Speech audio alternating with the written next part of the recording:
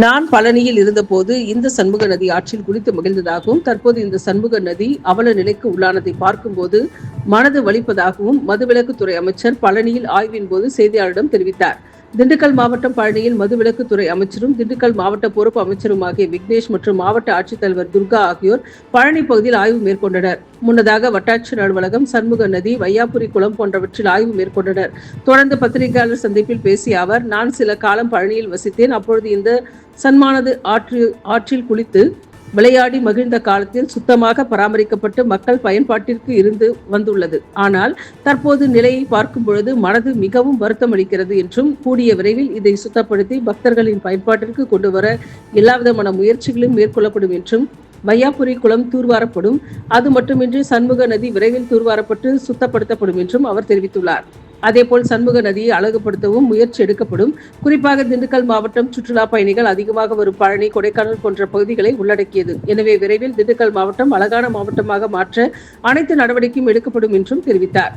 திண்டுக்கல் மாவட்டத்தைச் சேர்ந்தவர்கள் அடுத்த மாவட்ட நிர்வாகிகளிடம் சென்று கட்சியில் சேருகின்றனர் என பத்திரிகையாளர்கள் கேள்வி எழுப்பினர். அதற்கு மூத்த நிர்வாகிகள் என்ற அடிப்படையில் அவ்வாறு செய்திருக்கலாம், மேலும் எங்கு வேண்டுமானாலும் சேரலாம், இது கட்சிக்குள் நடக்கும் பிரச்சனை, அது பேசி தீர்த்து கொள்ளப்படும் எனவும் அவர் தெரிவித்தார்.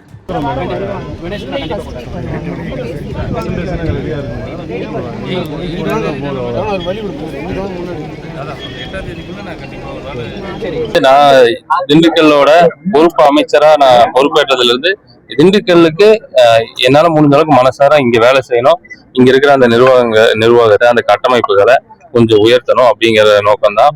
ஸோ அதன்படியா இதுக்கு முன்னாடி திண்டுக்கல் பஸ் ஸ்டாப் போயிருந்து அங்க நிறைய வேலை செஞ்சுட்டு இருக்கிறாங்க. அதே மாதிரி பாத்தீங்கன்னா இப்போ இங்க வையாபுரி குளம் போய் பார்த்துட்டு வந்தேன்.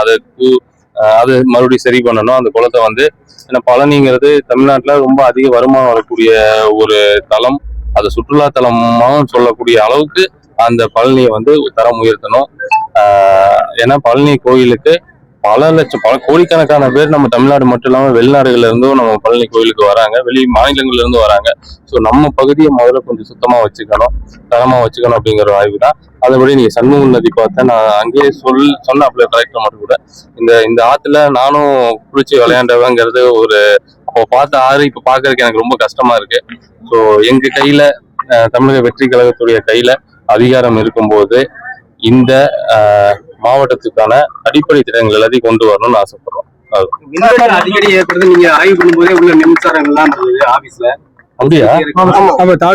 நல்ல வெளிச்சமா தானே இருந்துச்சு.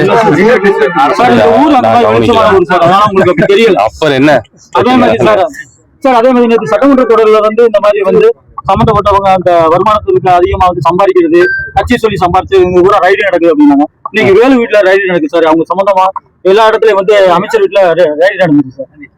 நான் என்னுடைய துறை சார்ந்த கேள்விகளுக்கும் என்னுடைய பொறுப்பு மாவட்டம் சார்ந்த கேள்விகளுக்கும் நான் சார்ந்த மாவட்ட கேள்விகளுக்கும் நிச்சயம் பதில் சொல்லும். இந்த கேள்விகளுக்கு பதில் சொல்லக்கூடியவங்க எங்க கட்சி சார்பா அதிகாரப்பூர்வமா அறிவிச்ச செய்தி தொடர்பாளர்கள் சார். அதே மாதிரி தொடர்ந்து திண்டுக்கல் மாவட்டத்துல நீங்க பாக்குறீங்க சார், தொடர்ந்து பிரச்சனையா சார். ஒரு மாவட்ட செயலாளர் இல்லாம, ஒன்றிய செயலாளர் இல்லாம போய் கட்சியில போய் சேர்றது. அதே மாதிரி நீங்க